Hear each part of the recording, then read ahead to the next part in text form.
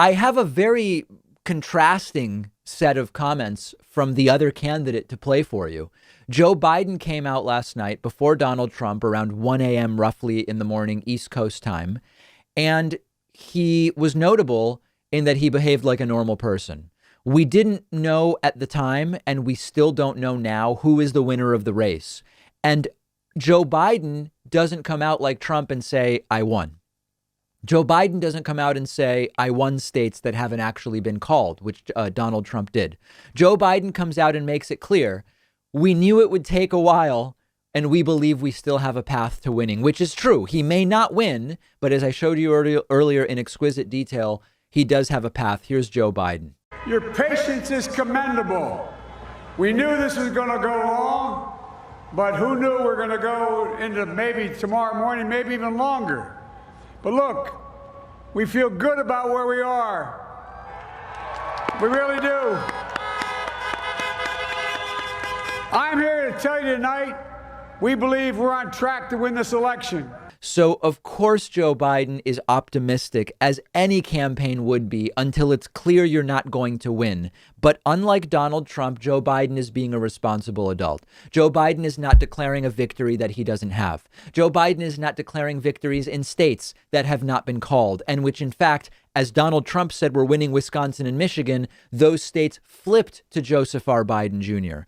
Notice that Joe Biden doesn't claim a victory absent an actual victory to claim.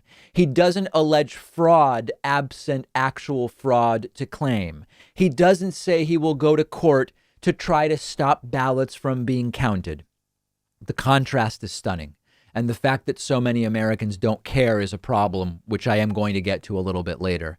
Increasingly, Joe Biden's path depends on Pennsylvania, although, as I said earlier, even without it, Biden can win with Nevada, Michigan, and Wisconsin. But Joe Biden says they feel good about Pennsylvania. This was last night. We still have to see how the numbers come in. But we're feeling good. We're feeling good about where we are. We believe one of the nets has suggested we've already won Arizona, but we're confident about Arizona. That's a turnaround. We also just called it for Minnesota. And we're still in the game in Georgia, although that's not one we expected. And we're feeling real good about Wisconsin and Michigan. And by the way, it's going to take time to count the votes. We're going to win Pennsylvania. And as we will continue to see, Pennsylvania, if it were to flip back to Biden as that remaining 35-ish% of the vote is counted, it could be a huge part of Biden's path to victory. If indeed he gets it, it would be the ultimate red mirage scenario. Major, major factor.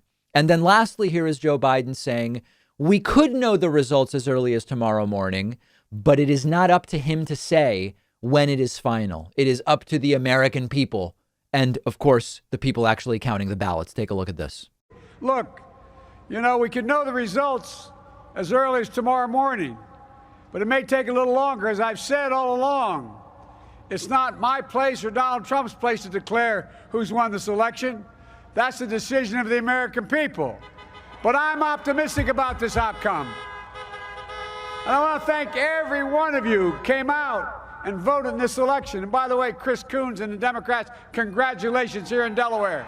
So the contrasts continue.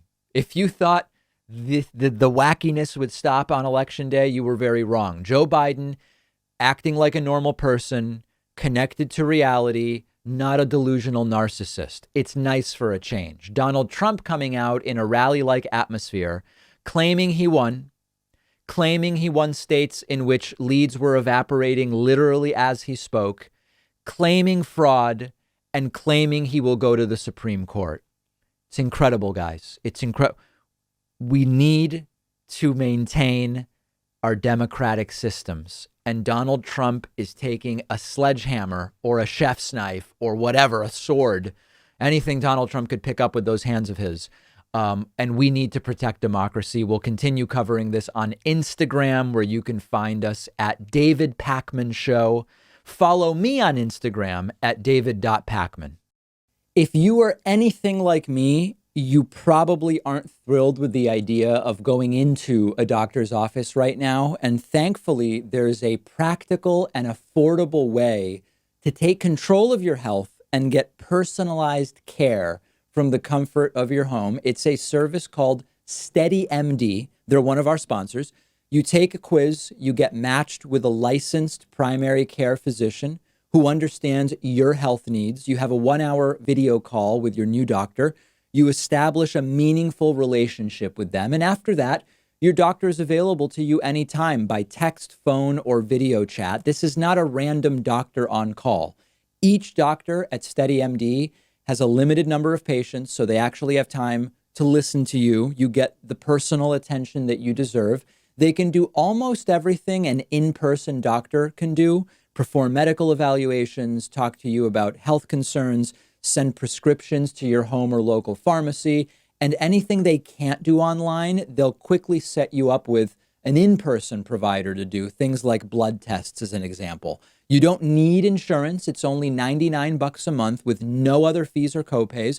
There are so many practical advantages to using SteadyMD for primary care, and it's also so much more affordable. Go to steadymd.com/Pakman to take the free quiz, see which doctor is right for you. I took their quiz. They matched me with a doctor who specializes in my particular health needs and situation. The doctor they gave me is a really perfect fit for me and my medical needs. There's no risk, no commitment to get started. Just click the link right underneath this video.